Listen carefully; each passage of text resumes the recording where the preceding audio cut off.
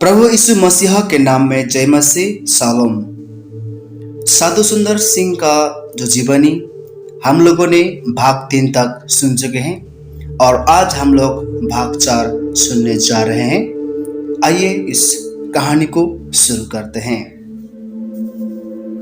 1905 के उस अक्टूबर के दिन जब सुंदर नंगे पांव गेरुआ वस्त्र पहने हुए निकल पड़ा, इसमें शक है कि उसके पास स्पष्ट विचार था कि वो कहाँ जाएगा। केवल यह कि उनके मन में कश्मीर अफगानिस्तान के पहाड़ी इलाके का ध्यान था, पर वह पहले अपने ही गांव रामपुर को गया। वह धीरे धीरे एक के बाद एक गांव में प्रवेश करता गया और जहां कहीं भी अवसर प्राप्त होता वहां रुकता और प्रचार करता गया। एक साफ सुथरे वस्त्र धारण किए हुए लंबे सुगंधित साधु ने पर्याप्त ध्यान आकर्षण किया। प्रारंभिक प्रतिक्रिया अक्सर सकारात्मक थी, क्योंकि साफ या युवा साधु ज्यादा न थे। अक्सर उसे आकर्षित करने के बजाय अस्वीकार कर दिया जाता था। कई बार यद्यपि वो मांग नहीं करता था, फिर भी उसे भोजन दे दिया जाता था। उसने निश्चय कर लिया था कि वह भीख नहीं मांगेगा। जो कुछ भोजन उसे दिया जाएगा वो उसे ग्रहण कर लेगा और यदि न मिले तो उसके बिना रह जाएगा। अपनी आवश्यकता की पूर्ति के लिए वो परमेश्वर पर भरोसा करेगा। जब उसने यीशु मसीह के बारे में बोलना और प्रतिक्रिया करना शुरू किया, तब प्रतिक्रियाओं विभिन्न थी। कुछ मामलों में श्रोताओं ने यह मान लिया था कि यह यीशु उन विद्वान हिंदू देवताओं के धर्म तंत्रियों में एक और जुट जाने वाला देवता था। सुंदर का दावा कि उसने मसीहा को वास्तव में देखा था। मसीहा ने उसे निराश और अशांति में शांति और आनंद दिया था। क्षण भंगुर रुचि के अवला उसका कोई प्रभाव नहीं हुआ, और चूंकि युवा साधु ने त्याग का मार्ग अपना लिया था, तो उसे भोजन और शरण देना पुण्य का कार्य था। अपनी जाति के साथ साथ सब कुछ त्याग देने में वो सबको स्वीकार था। अपने श्रोता समूह के उन लोगों को छोड़कर जो जानते थे कि वो मसीहा है, तब प्रतिक्रिया बहुत भिन्न थी। एक मसीहा ऐसे धर्मावली जो कि जाति बहिष्कृत लोगों में से थे और पश्चिमी लोग के धर्म का अनुसरण करने वाले थे, उनके बीच एक ऐसा साधु था जो मसीहा था। सुंदर जब गांव-गांव घूमता था, तब ऐसी कहीं रातें थी जब उसे अनुप्रयोग न किए जाने वाली झोपड़ी में या पेड़ के नीचे सोना पड़ा। एक अक्सर पर जब वह भूखा और थका हुआ था, वह अपने आप पर तरस खाने की स्थिति में था, तब अचानक ही अपने आप में उसे इस कदर आनंद की अनुभूति हुई कि वो एक गीत गुनगुना उठा। जब कई वर्षों बाद उसने अपने इस अनुभव को देखा, विकृत मुस्कान के साथ वह जानता था कि उसकी गाने योग्य आवाज नहीं थी, पर पता नहीं गांव वालों ने उसका क्या अर्थ निकाला होगा। चाहे जो भी हो, कुछ को तो इस गाने ने जागृत किया, क्योंकि कुछ देर गाने के पश्चात उनमें से 2 लोग उसके गाने के बारे में जानने के लिए आए। उसने साधारण रीति से समझाया कि उसके पास दिन भर खाने के लिए कुछ भी न था, पर वह खुश था कि वो अपने आप को गाने से नहीं रोक पा रहा था। यद्यपि वो नहीं समझ पाए कि कोई भूख रहते हुए कैसे खुश रह सकता है। वे उसकी निंद्रा के कारण की सराहना कर सकते थे। उन्होंने क्षमा याचना करते हुए कहा कि वे वास्तव में शर्मिंदा थे कि वह जिनके त्याग का मार्ग चुन लिया के साथ इन प्रकार का बुरा व्यवहार गांव में हुआ था। हम नहीं जानते कि उसके साथ कैसे बुरा व्यवहार हुआ। वो तुरंत उसके लिए कुछ भोजन लाने गए और उसने आदरपूर्वक स्वीकार किया। भोजन खाने के बाद उसने अपना कंबल लपटा और गहरी नींद में सो गया। यह ऐसा अवसर था जब उसने अनचाहे ही भोजन खाने के लिए उसने गीत गाया। वह मिश्रित अनुभवों के साथ अपने ही घर के गांव की ओर बढ़ रहा था और आश्चर्य कर रहा था कि क्या उसे वैसा अनुभव मिल सकता है जिन लोगों से मिला और उसको पहचानने के बाद उसे प्रेम पूर्ण नमस्कार किया। यह देखकर उसने आश्चर्य का ठिकाना नहीं रहा। बाजार के व्यापारी, खेत में काम करने वाले और उसके स्कूल के सहपाठी उसका विरोध या क्रोध प्रकट करने के बजाय उसकी नई भूमिका को स्वीकार किया और उसे बिना बहस के सुनते थे। जब वह अपने स्वयं के घर में पहुंचा तो उसको देखने के बाद कोई प्रतिक्रिया नहीं हुई। पहले तो उसके पिता ने उसे देखने से इनकार कर दिया। बिना मुस्कुराए उन्होंने कहा, मसीहा बनकर उसने परिवार को बदनाम किया है। वह रात तो बिता सकता है पर अगली सुबह तड़के ही उसे जाना होगा। उन्होंने इशारा करते हुए बताया कि जब परिवार के बाकी सदस्य अपना भोजन ग्रहण कर रहे हैं तो वह सबके दूर कहां बैठ सकता है। उसने आकर सुंदर को खाने के लिए कुछ भोजन रखा और पानी का एक बर्तन ऊंचाई पर अपने हाथ में लिए हुआ था। उसने कहा, अपने हाथ दूर रखो। और सुंदर यह जानता था कि वह क्या कहना चाह रहा था। उसे ढाले गए पानी को चुल्लू से पीना था। उसे किसी भी बर्तन से मुंह लगाकर पीने नहीं दिया जाएगा क्योंकि वह उसे दूषित कर देगा। यह अछूतों को पिए या पानी देने का एक तरीका था और सुंदर के लिए यह बहुत अपमानजनक था। वह टूट गया था। गालों तक बहते आंसू और रुधी हुई आवाज में अपने पिता को धन्यवाद दिया। उन्होंने नमस्कार कहकर चल पड़ा। अपने ही गांव में अपने ही घर से बाहर वह एक वृक्ष के नीचे सोया। अपनी स्वयं की भावनाओं का विश्लेषण करते हुए पाया कि यद्यपि मन में दुख था कि वह पिता जो उससे कभी प्यार करता था अब उससे नफरत करता हुआ प्रतीत होता था। उसके हृदय में अब भी शांति व्याप्त थी।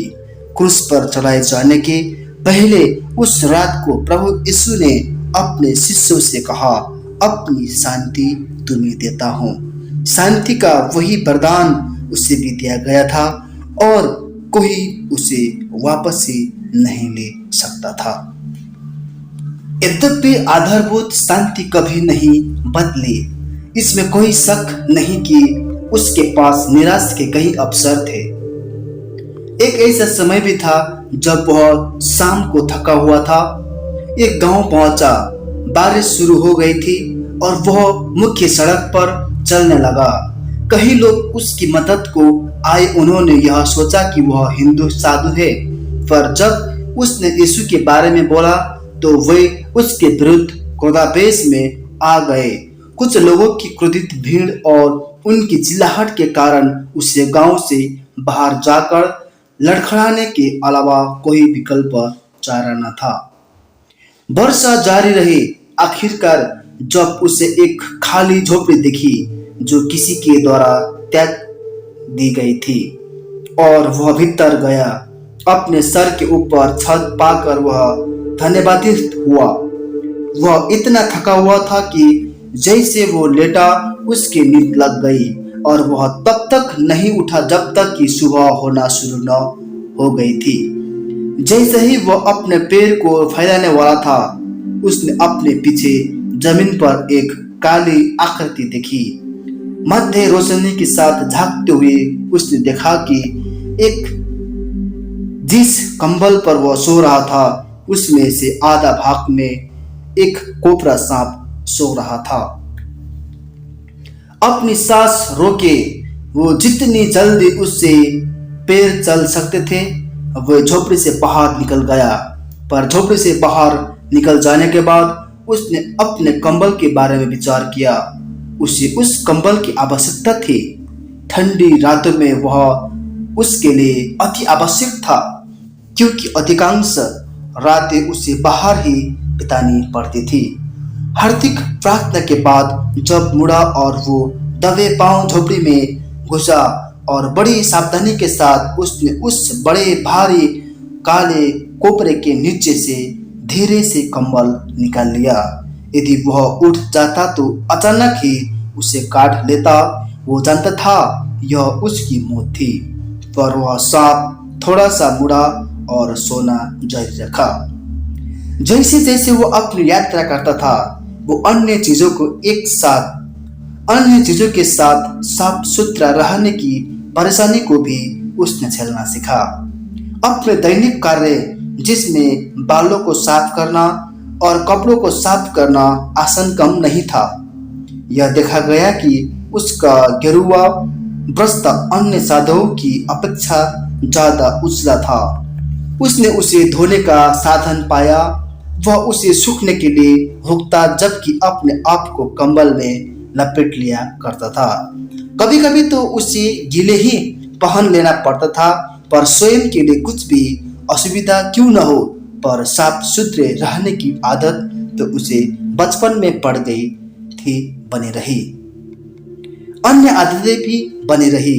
उसके दिन की शुरुआत प्रार्थना और मनन से होती थी, उस प्रथा को जारी रखते हुए जो कि उसकी माता के प्रभाव से बचपन में शुरू हुई। आने वाली भोजन वस्तु के साथ उसने अपनी शारीरिक आवश्यकताओं की पूर्ति करना और आवश्यकता पड़ने पर उसके स्थान पर फल पत्ती और ऐसी उपलब्ध जड़ों को लेना जो पचाने योग्य थी सीखा। अपने जीवन में बहुत पहले ही यीशु मसीह के इस शिष्य ने अपने स्वाभाविक खान पान को नियंत्रण में कर लिया। अपने क्रियाशील मन को आजाद करते हुए अपने संस्कारों को एकत्र किया, जिसका कि वह बाद में अपने प्रचार में इस्तेमाल करेगा। अपने स्वामी की तरह सुंदर भी दृष्टांतों में बोलता था। एक ऐसा ही दृष्टांत एक घटना वाक्य पर आधारित था जो उसने कश्मीर में रहते समय सुना था। कई सौ भेड़ों का मालिक चरवाहों के द्वारा रात को वापस से लाई गई अपनी भेड़ों को गिनता है और पाता है कि कुछ गुम गई थी और वह उन्होंने खोजने के लिए कटिबद्ध था।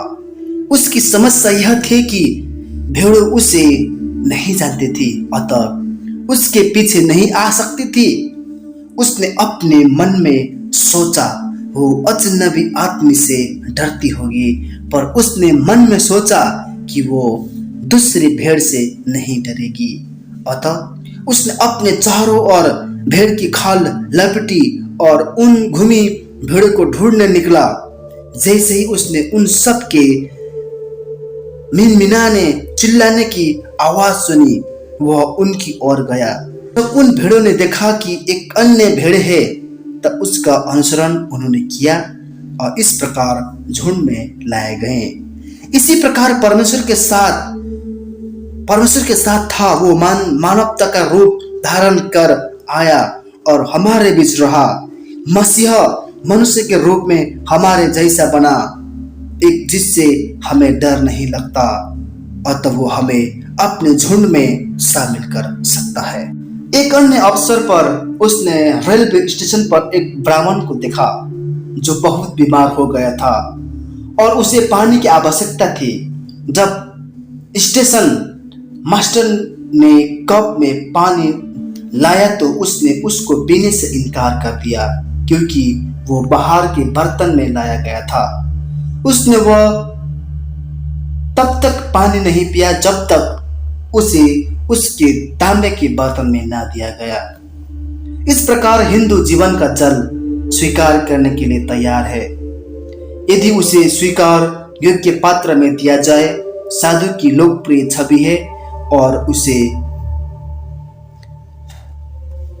परदेशी से ज्यादा तत्परता से सुना जाता है। इसी प्रकार वो भारतीय से ज्यादा जो साधारण पहुंच और पश्चिमी जीवन शैली को अपनाता है, ज्यादा जल्दी सुना जाता है। पानी तो वही है, पर पात्र जिसमें वो दिया जाता है भिन्न है। यदि पात्र स्वीकार होता है तो पानी के स्वीकार होने की संभावना होती है। उसकी पहली यात्रा ने उसे अफगानिस्तान की सीमा बलूचिस्तान से होते हुए प्रसिद्ध खैबर पास के पहुंच मार्ग से गुजरते हुए उस देश में पहुंचाया। यहीं पर उसे बाद में जान से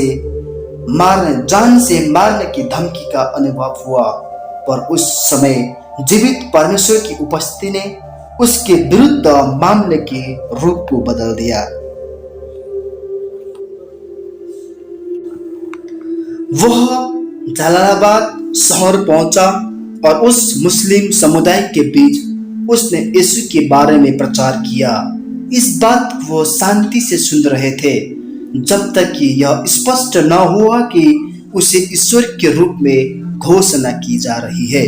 जल्द ही उसके श्रोताओं का मिजाज खुले क्रोध में बदल गया और उन्होंने उसे धमकी दी, यदि जल्द ही वो वहां से चला न जाए वह मार डाला जाएगा। रात हो रही थी। एक ही स्थान जहां वो शरण ले सकता था उसकी ओर वो बढ़ा। वह था सराय, जहां मध्य एशिया से आए जानवरों का करवा कफीला और उनको हाँकने और चलाने वाले रात को रुका करते थे। कड़ाके की सर्दी से बचने के लिए बहुत कम शरण स्थल थे और बाहर बारिश हो रही थी और सुंदर यदि सोया भी तो असुविधा के साथ सोया। वह सुबह सुबह उठा और जलाई हुई आग के पास अपने वस्त्र सुखा रहा था। जब उसने सराय के प्रवेश द्वार पर नजर उठाया तब उसने उस समूह को देखा जिसने बीती रात उसे धमकाया था। वह चौकन्ना कर देने वाला क्षण था। वह आशा से कर रहा था कि क्या वो अपनी धमकी को पूरा करने आए थे कि वो उसे ले जाकर मार डालेंगे, पर इसके बजाय वो उन्हें आशा से खड़े हुए देख रहे थे। वो यह देखने की आशा कर रहे थे कि एक कपाता हुआ अधमरा प्राणी दिखाई पड़ेगा जो शायद ही खड़े हो सकता था, पर उन्होंने देखा कि एक सुगठित दाढ़ी वाला युवा स्वाभाविक रूप से अच्छे स्वास्थ्य में और अपने आधे वस्त्र पहने हुए दिखा, जो वो आग में सुखा रहा था। शायद उन्होंने इसके अलावा और भी कुछ देखा। शायद उस आकृति के बारे में था जिसने उन्हें कुछ आश्चर्यचकित किया।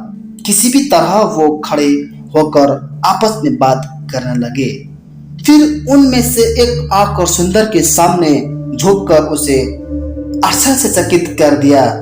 फिर उसने स्वीकार किया कि यदि बाहर पड़े रहने से वो नहीं मरता तो वे उसे मार डालते, पर उसे जीवित और हष्ट पुष्ट देखकर वह जान गए कि अल्लाह ने ही उसे बचाया है।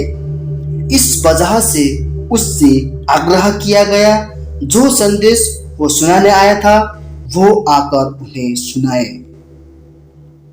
घटनाओं में आश्चर्यजनक बदलाव के परिणाम स्वरूप सुंदर उस समूह के अगुवे के घर में एक सप्ताह तक रहा। अपने संदेश को किस हद तक प्रभावशाली रीति से उन्हें समझाएगा यह अनिश्चित था कि क्योंकि वह उसकी भाषा नहीं जानता था, पर उसके प्रति उसका दृष्टिकोण बदल गया था। वे उसे इस प्रकार जाने जो कि अलौकिक शक्ति के द्वारा बचाया गया, जिससे वो अल्लाह के रूप में जानते थे। ईश्वर के अपने दास के साथ उपस्थिति ने उसे आत्मिक शक्ति और प्रतिष्ठा से भर दिया, जिसने उसके विरोधियों को एकत्रित किया और उनसे आदर की मांग की। आने वाले कई वर्षों तक यह होना था। सुंदर अपने पहली प्रचार तीर्थ यात्रा से सबातु वापस लौटा। इस वक्त वो पहले से दुबला हो चला था, पर आनंदित था कि अपने चिर परिचित स्थान में उसे शरण मिली। जब वह वहां था तब उसकी मुलाकात एक धनवान अमेरिकी व्यक्ति एस.ए. स्ट्रोक से हुई, जो कि इस देश में मसीहा के लिए जीवन बिताने की इच्छा से आया था। जल्द ही दोनों मित्र बन गए। स्ट्रोक्स को संत फ्रांसिस ऑफ असीसी की याद आई, जिससे उसके भारत आने के निर्णय की प्रेरणा दी थी, पर जिसके बारे में सुंदर ने कभी नहीं सुना था। स्ट्रोक्स ने बताया, फ्रांसिस ऑफ द असीसी तकरीबन 800 साल पहले इटली में पैदा हुए। वह बहुत संपन्न परिवार में पैदा हुए, अतः उसके पास बहुत पैसा था और वह लोकप्रिय युग पुरुष था। पर जब वह 22 वर्ष का था, उनसे ईश्वर के बारे में सोचना शुरू कर दिया। उसने एक प्रचारक को एक दिन मत्ती रचित सुसमाचार से प्रचार करते हुए सुना, जो लोग को चेतावनी दे रहा था कि वे अपने गलत कामों से फिरे और ईश्वर के पास आए। यीशु ने भी उसे कहा कि बीमार लोगों को चंगा करे और दुष्टात्माओं को निकाले और अच्छा काम करे।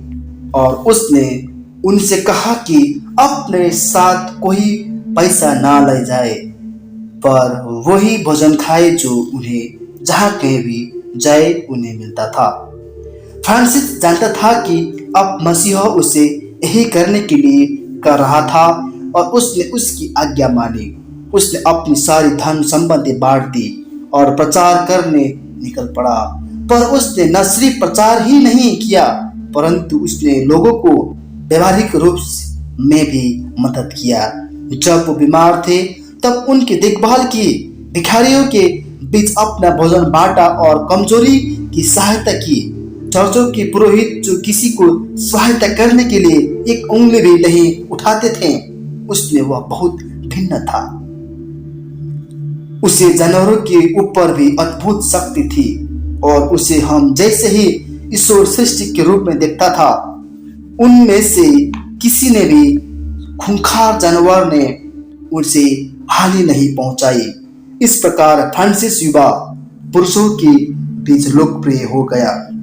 अन्य पुरुष उसके उदाहरण से प्रेरित होकर उनका अनुसरण करने लगे।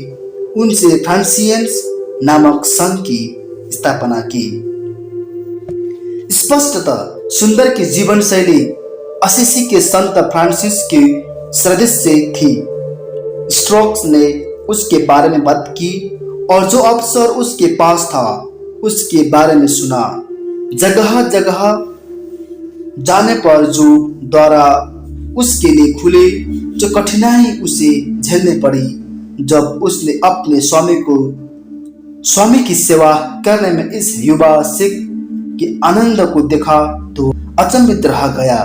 उसने सुंदर के साथ जोड़कर साधु के रूप में भारतीय परंपरा को अपनाने का निर्णय किया। अतः ऐसे हुआ कि सुंदर और वह अमेरिकी ने एक साथ यात्रा की। वे दोनों एक साथ भोजन खाते थे और एक सामना कठिनाई सहा करते थे। अनिवार्य सुंदर को नेतृत्व करना पड़ता था, क्योंकि वो ही अपने लोगों की भाषा और रीति रिवाजों से परिचित था। आश्चर्य की बात तो यह थी कि वो अमेरिकी जो पूर्ण भिन्न पृष्ठभूमि से आया था, अपने आप को ऐसी जीवन शैली में ढाल लिया जो स्वयं भारतीयों के लिए भी कठिन थी। और वे दो बड़ी सामंजस्यपूर्ण रीति से सौहार्दता के साथ एक हो गए थे। उनकी आत्माओं के जोश ने उन्हें एक साथ बांधे रखा और अनंत स्ट्रोच के बजाय सुंदर शारीरिक रूप में कमजोर हो गया। उसके भीतर बहुत तृप्त दर्द उठा और वह जल्द ही सिद्ध जोर से खमखपाने लगा। वह तब तक संघर्ष करते हुए चलता गया जब तक उसे आगे चला न गया और वह रास्ते में ही गिर पड़ा। स्ट्रोक्स के लिए यह चौंका देने वाली परिस्थिति थी, जो उसे आराम पहुंचाने के लिए झुका। अतुत्परता से वह पूछ रहा था कि आप कैसे हैं, जो जवाब उसे मिला वो कभी न भूल सका। सुंदर के बाल सुलभ चेहरे पर मुस्कुराहट छा गई और उसने धीरे से कहा, मैं बहुत खुश हूं। उसके लिए पीड़ा सहन करने में क्या ही सुख है। उसके लिए दुख उठाने में क्या ही सुख है। सुंदर के जीवन का यही प्रमुख वाक्य था। उन पवित्र पुरुषों से भी भिन्न जो अपने आप को जानबूझकर किलों पर लेटने, अपने आप को काल कोठरी में बंद करने या फिर किसी अन्य तरीके से व्यक्तिगत भौतिक शारीरिक पीड़ा के द्वारा पुण्य कमाना चाहते थे। वह पीड़ा सहन करना नहीं चाहता था। वह इससे किसी अन्य स्वस्थ मन वाले व्यक्ति से ज्यादा तृप्त नहीं होता था। मसीह की सेवा में आने वाले सभी दुखों को वो आनंद से स्वीकार करना वह सीख रहा था। स्ट्रोक्स ने अपने युवा साथी की ओर देखा और वह जान गया कि वह चलने फिरने योग्य नहीं। उसे ऐसे किसी स्थान में ले जाने की आवश्यकता थी जहां वो पुनः स्वास्थ्य लाभ प्राप्त कर सके। यह जानकर कि एक विदेशी व्यक्ति थोड़े दूर रहता है, स्ट्रोक्स उसके पास गया और उससे मदद की मांग की। इतिहास इस बात की साक्षी नहीं देता जब एक गोरी चमड़ी वाला गेरुआ वस्त्र पहने साधु अमेरिकी लहजे में धारा प्रभाव अंग्रेजी बोलने वाले व्यक्ति का सामना हुआ तो क्या प्रतिक्रिया हुई।